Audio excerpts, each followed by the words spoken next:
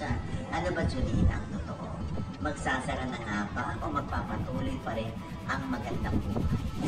Meron kami iti-tape na mga episodes ng Magandang Buhay itong bago mag-end ng April. Kasi meron kami mga portion ba. Pero sa ngayon nga, siguro ang napapanood siguro nila ay mga replay dahil talaga namang from the start naman ng pandemic, talagang yun yung, at saka nung nagkaroon nga ng problema tayo sa network, yun naman yung sinabi talaga sa amin na may mga replays na. So, sanay kami talaga na may replay.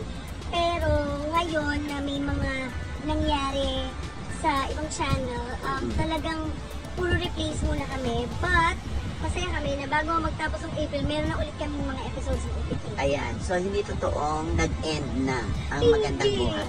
Kasi feeling ko rin, kung mag-end yun, talagang, bakit hindi kami mag-post or bakit hindi kami mag-thank you sa lahat ng nanood, di ba? Pero dahil okay yung Magandang Buhay pa, why not na panoorin pa rin natin kahit ito.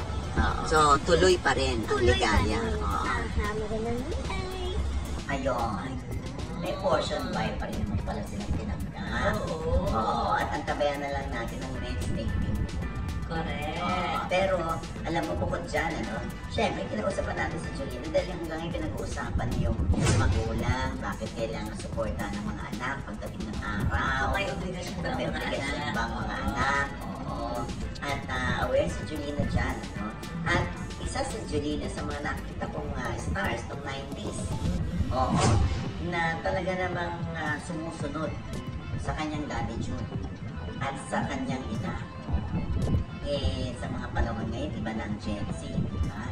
Ano nga ba masasabi niya ni Julie? Ako kasi parang very close yung family namin. Tsaka parang ang pagkakaintindi ko nung lumalaki na ako na parang hindi mo talaga papabayaan pagpamilya mo. Talaga magtutulungan kayo, tsaka yun ang kakampi mo ng walang judgment, di ba? So, nung tumatagal, syempre marami ka nakakakwentuhan. Nasa Bible din kasi na hindi rin kailangan. And meron din mga co-parents ako nakakakwentuhan na pag sa kanila naman daw, hindi rin sila papayag na yung anak nila, pag nagtatrabaho na, kumbaga, bubuhayin sila. So ako, ang take ko lang doon, depende na yan doon sa closeness ng family. May tinatagong galit kay Angelo De Leon? Alamin natin ang kwento. Naganap ang alitan sa pagitan ni Claudine Barreto at Angelo De Leon sa isang pagtitipon na inorganisa ni Gladys Reyes sa The Glass Garden, Santolan, Pasig City noong Sabado, January 27, 2024. Ang okasyon ay bahagi ng pagdiriwang ng 20th wedding anniversary ni Gladys Reyes at Christopher Rojas. Kabilang din dito ang 18th birthday ni Christoph. Sa paglipat ng mikropono mula kay Vice Ganda patungo kay Claudine, sa entablado, nagsimula ang maingay at masalimuot na bahagi ng gabi. Una nilang napag-usapan ang kamakailan lamang na drama series ni Claudine sa Channel 7, ang Lovers and Liars. Pagkatapos, ibinukas ni Gladys ang usapan tungkol sa isang reunion movie na plano niyang gawin kasama sina Claudine at Judy Ann Santos. Ang mga reaksyon ni Claudine ay nagbigay diin sa kanyang hindi pagsang-ayon na isama si Angelo De Leon sa sinasabing proyekto. No, hindi. Ikaw lang at ako at si Juday, walang Angelo. Sabi ni Claudine ng kalmado ngunit may pagtutol. Nagresulta ito ng gulat at tawanan sa entablado at maging sa buong venue. Ngunit inahayag ni Claudine ang kanyang mga saloobin sa kanyang mesa pagkatapos ng insidente. Ayon sa kanya, ang hindi pagkakasundo nila ni Angelo ay nag-ugat sa dalawang pagkakataon na nagbigay. Claudine Barreto, may tinatawag. Good evening, everyone. Ito po ang inyong lingkod, Jovel Rosales. Ano pa nga ba? Ang inyong isinusulsol sa akin. Imagas na dali. Good evening po sa inyong lahat. Let's jump up sa ating topic for this evening. So, ang topic natin for this evening is all about or nag-revolve all about kay Ma'am Julina Magdangal. So, kunin na natin yung notebook natin kasi nga may sinulat tayo, ang ating may gawagang notebook. So may sinulat tayo dito, nag-take note tayo kung ano yung mga napag-usapan doon. So unang-una, natanong nga ng batikang columnist na si Ogie Diaz kung magpapatuloy pa ba daw ang magandang buhay dahil mga replay na lang daw ang mga nakikita ngayon. So, sinagot nga ni Ma'am Julina Magdangal na yun nga, parang nagka-problema sila doon sa network and kaya nga replay lang muna.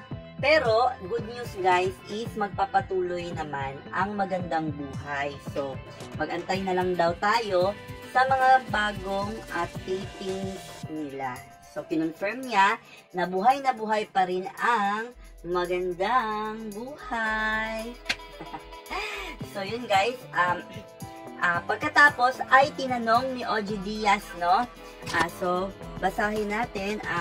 Obligasyon ba ng mga anak na tulungan ang mga nanay nila pagtanda? So, tinanong nga ni Ogie Diaz kay Julina Magdangal kasi nga ay sabi ni Ogie is mabait daw na anak si Julina Magdangal sa kanyang mga magulang during nung time or single pa siya. So, nagsusupport daw siya, ganyan-ganyan. So, kasi nga, debated online pa rin yan guys, no? Kung obligasyon ba talaga ng mga anak na tulungan ang kanilang mga magulang pag tumanda na ito.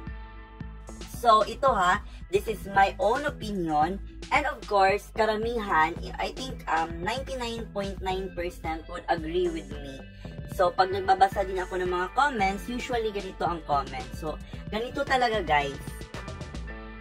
Pag inaruga mo at inalagaan mo talaga ang anak mo, no question about tulungan ka pagtanda. Yun talaga yun guys.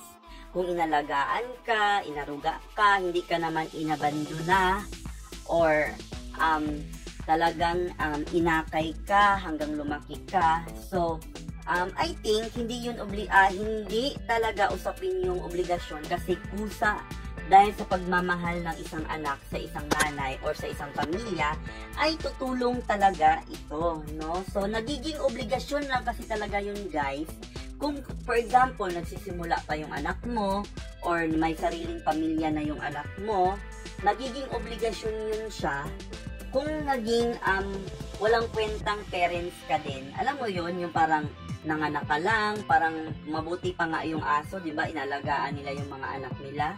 Diba? Yung parang nagluwal ka lang pero hindi ka naman naging magulang sa mga anak mo. So, wag ka ding makapal ang mukha na iobliga yung anak mo na alagaan ka pagtanda. Kasi parang kahihiyan mo na din yun na nag-anak ka tapos hindi mo naman talaga sila pinakain, hindi mo naman talaga sila inalagaan.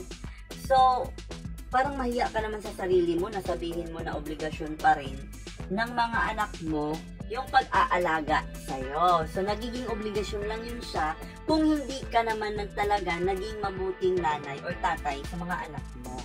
So, yun yung stand ko guys. At of course, I believe na karamihan sa mga netizen, I would agree with me as well, no? So, pangatlo is napag-usapan nga ni Ogie Diaz at ni Julina Magdangal yung mga issue nila noon ni Jackie at saka ni Jackie Lu at ni Claudine Barreto na guys. ni Barito, di ba? So, yun guys nga napag-usapan kung okay pa ba daw ang relasyon nila. So, sabi nga ni Julina, sagot niya is parang na bad typing lang siya noon. So, parang may misunderstanding lang. At wala naman talagang iringan or awayan sa kanila ni Claudine Barreto. At ni Jackie Lu at ni Claudine, sinabi nga ni Claudine na one of these days, tatawagan niya din si Jackie Lu to clarify things, no? Kasi mabait naman, I believe na mabait naman talaga si Claudine. Siguro may mga misunderstanding lang. Siguro nung way back yung mga kabataan nila. So, yun guys, no? So, pinaliwanag na wala naman talaga silang mga problema sa isa't isa. So, yun ang topic natin for this day. So, ano ba ang natin dito, no? Take out sa mga topic na ito. So, first, ang take out natin is, kung gusto mong maging mabuti ang mga anak mo, maging mabuting parents ka first. Kasi hindi ka do not expect na magiging mabuting tao yung anak mo kung ikaw mismo na nagpalaki sa kanya ay hindi ka mabuting tao sa lipunan. So, yun siya, guys. So, yun nga, no, yun yung tinatawag na responsible parenting. So, hindi ibig sabihin na inanak mo na siya, may karapatan ka na sa buhay niya, or karapatan ka na sa pagkatao niya, because at the end of the day, we have God, the most ultimate one. So, siya talaga yung, hindi ibig sabihin talaga na ikaw yung gumawa sa isang tao. Ibig sabihin, naging way ka lang ng Panginoon para magsilang ng isang buhay sa mundo. Pero hindi ka talaga ikaw yung gumawa sa isang tao. So, i-clarify natin yan siya because we have God and we have the ultimate God in the universe who created the universe, no? So, yun lang ang masasabi natin, no? Sa topic na yan, mag-shoutout tayo sa ating mga sponsor. Ma'am Sparkle of Ireland, Sir Mario of Cebu, Sir Jackie of Misamis Oriental, sino pa ba yung mga sponsor natin? Ma'am Marilu of Davao City. Thank you so much, ma'am, sa inyong mga sponsor and mga sir sa akin, no? Thank you so much sa inyong mga pinigay. Mapera man yan, mga emotional support man yan, mapaload man yan. Thank you so much. Sa Facebook, meron na tayong 51,000 followers. Sa YouTube din, meron na tayong 1.45,000 subscribers. Thank you so much sa inyong lahat.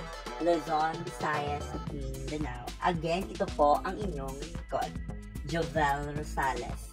This is I Care, I Share, I React.